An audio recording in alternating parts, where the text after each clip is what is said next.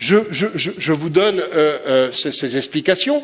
Vous savez que la cellule qui est infectée par le virus SARS-CoV-2, elle l'est parce qu'elle possède dans sa membrane, dans sa bicouche de graisse, une protéine, un récepteur ici, qu'on appelle le récepteur ACE2. C'est lui qui va fixer le virus.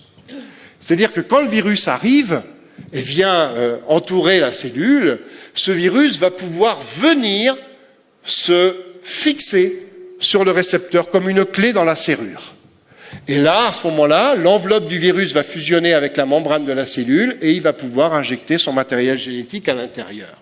D'accord ? Le problème, c'est que, à quoi ça sert le récepteur ACE2 ? Ça sert pas, il n'attend pas que le virus arrive. Hein. S'il est là, c'est qu'il sert à autre chose, ce récepteur. Et oui, il sert à convertir l'angiotensine 2 en angiotensine qui s'appelle l'angiotensine 1-7. C'est quoi l'angiotensine ? L'angiotensine 2, c'est un vasoconstricteur qui permet de diminuer le diamètre de nos vaisseaux et donc d'augmenter la pression artérielle. Alors que l'angiotensine 1-7, c'est un vasodilatateur qui permet d'élargir le diamètre du vaisseau, faire chuter la pression artérielle et donc diminuer le risque de caillots sanguins. D'accord ? Mais lorsque donc le récepteur ici permet en fait d'éviter la vasoconstriction en faveur de la vasodilatation pour limiter les risques d'obstruction, de surpression artérielle et d'obstruction des vaisseaux. Sauf que lorsqu'on vaccine, qu'est-ce qu'on fait ? On nous fait produire la protéine spike en très grande quantité.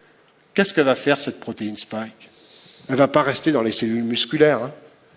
Elle est tellement produite en grosse quantité qu'elle va passer dans le sang, qu'elle va aller ailleurs, et elle va aller saturer les récepteurs ACE2. Mais le récepteur ACE2 qui a fixé la protéine spike, il ne peut plus convertir l'angiotensine 2 en angiotensine 1-7.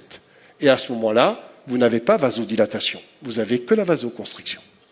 Et ça, c'est démontré aujourd'hui. Publication scientifique de 2021 et 2020. Hein, c'est tout récent. Donc on sait comment ça marche précisément. Évidemment, plus le vaisseau est étroit, plus le risque de caillot est grand. Mais s'ajoute à ça la chose suivante. Quand est-ce qu'on forme des caillots et qu'on a besoin de former des caillots ? C'est quand on se coupe.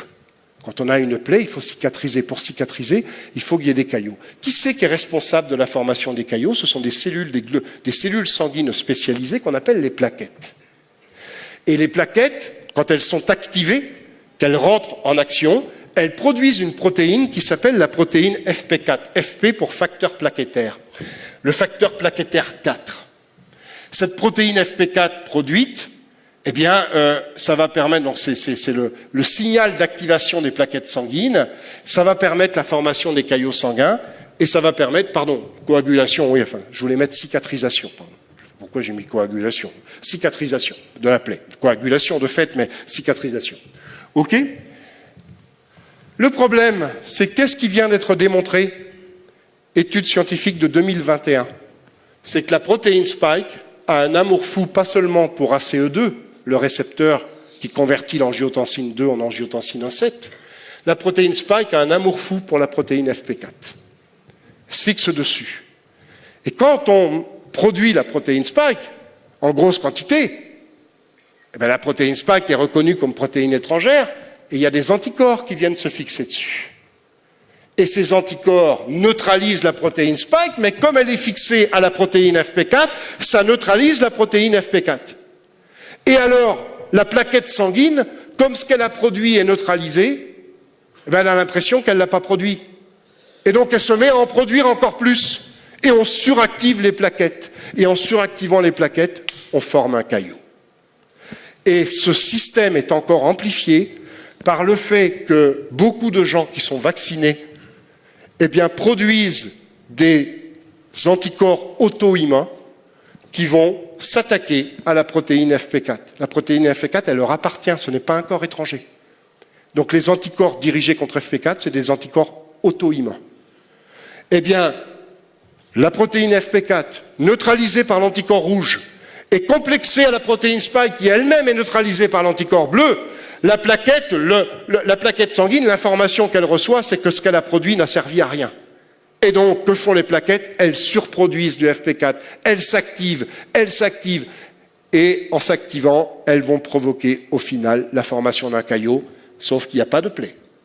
Et donc, il n'y a pas besoin. Et donc, le caillot va provoquer la thrombose. Voilà, ça, aujourd'hui, on sait l'expliquer. Qu'est-ce que je veux dire par là? Parce que vous allez me dire, oui, mais ça, on ne le savait pas avant. Oui, mais justement, ça veut dire quoi? Ça veut dire qu'on a dit aux gens, vaccinez-vous, vaccinez-vous, c'est super, on maîtrise tout, alors qu'on ne maîtrisait rien.